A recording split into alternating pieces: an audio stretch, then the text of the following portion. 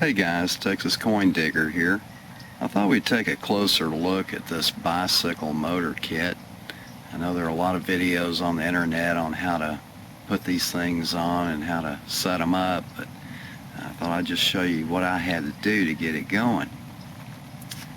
First are the motor mounts. The kit's not designed to mount to a larger tube like the down tube on this bike. So I had to actually drill a hole in the tube and create a custom motor mount here.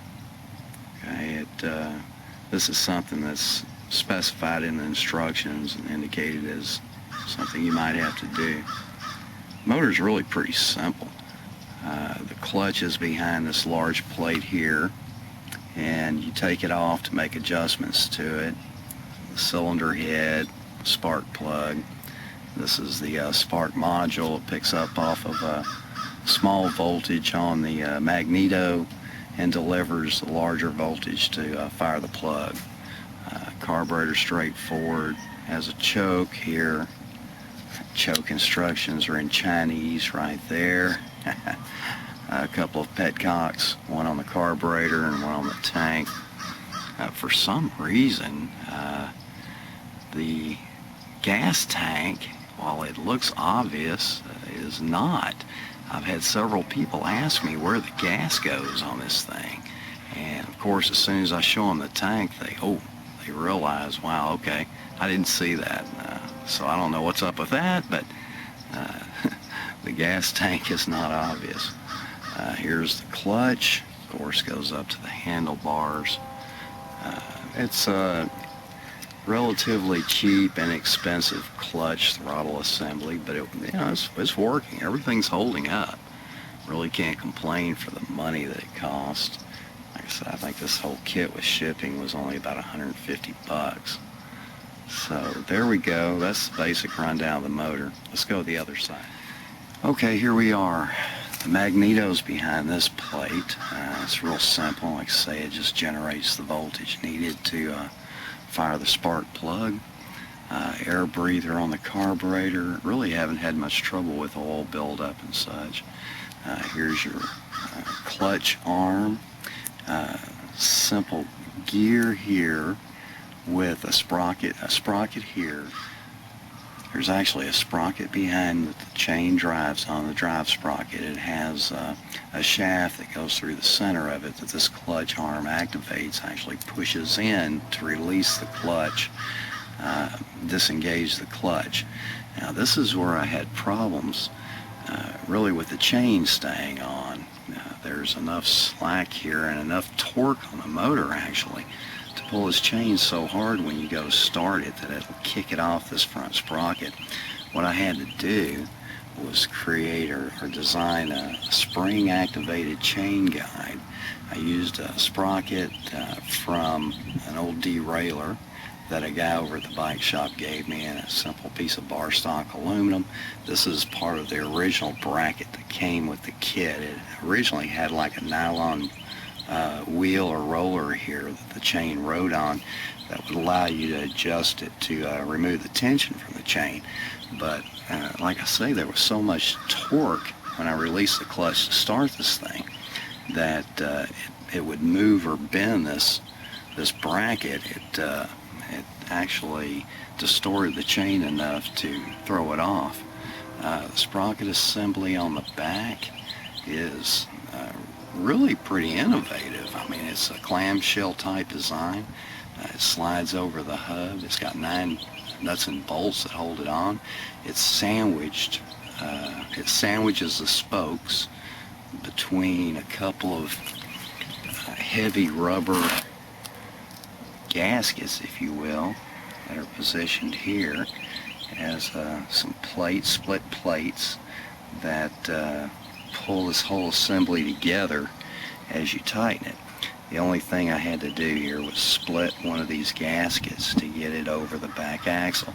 Now, it was kind of tough getting all these started through the holes. It was a little fun doing that, but so far, it's held up pretty good. The only other trick was aligning the sprocket or getting it straight. I had to spend some time with the tightening to try to get the wobble out of it, and it was pretty easy to do. It's just a matter of with the bike upside down, putting a marker close to the sprocket so that when you spun it, it would actually mark the high spot, and then you would adjust accordingly. This sprocket's actually reversed. It's on upside down or backwards according to the instructions, and I had to do that to aid with the alignment on the motor. Unfortunately, you have to get everything mounted before you can determine whether or not your chain is going to align. And you really don't have much adjustment with the motor mounting. You've got to try to get as much as you can back here. So it does have an offset in the teeth, which are, according to the instructions, are designed to go out. And I had to turn that around to gain as much alignment as I could. But the chain tensioner that I developed with this is actually a spring from drum brake assembly, gives me enough movement to compensate for the torque that the chain comes under when I pop the clutch and start the thing. This is just a simple guide I had put on to try to keep the chain in alignment up here, because it was, like I say, popping off. Okay. As I was buying parts and the basket, the seat, the handlebars, trying to get the bike configured like I thought I wanted it for comfort, I was telling the guys at a couple of local bike shops here what I was doing, and I can't say that it was met with a lot of enthusiasm. They were really hesitant to sell me anything that they claimed would be appropriate for the bike. I guess, putting a motor on a bicycle is dangerous, and they didn't want to assume any liability for anything. But I did run across one shop that was real happy to let me know they had the double brake lever here, so I picked that up while I was there, which is really nice, because then it allows you to bring both brakes into one lever, as opposed to having two levers on the other side where the clutch is now mounted. So that worked out good. Let's see. Other than that, had a lot of problems keeping the chain on this bike. Before I developed the spring activated chain tensioner, it was just impossible to start the bike without kicking the chain off of it. After the tensioner, that helped.